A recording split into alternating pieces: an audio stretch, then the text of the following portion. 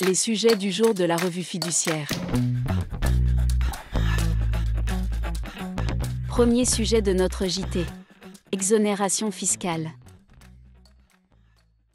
Les établissements exerçant une activité commerciale ou artisanale et implantés dans une zone de revitalisation des centres-villes, ZRCV, bénéficient, sous certaines conditions, d'une exonération totale ou partielle de CFE jusqu'en 2026.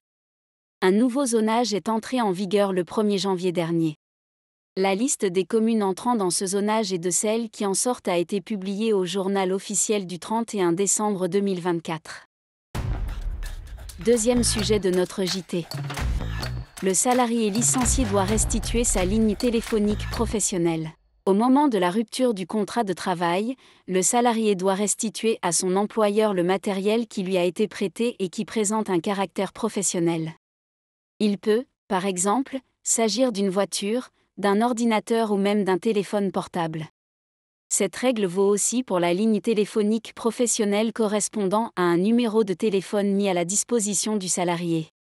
En pratique, cela devra se faire par la remise de la carte SIM associée à la ligne téléphonique en cause. Dans cette affaire, le salarié avait conservé la ligne téléphonique, allant jusqu'à la faire transférer à son nom, alors que les factures étaient payées par la société. Il n'existait par ailleurs aucun accord entre l'employeur et le salarié au terme duquel ce dernier aurait pu conserver cette ligne. Troisième sujet de notre JT. Collecte de données de genre. La CJE désapprouve la pratique de SNCF Connect.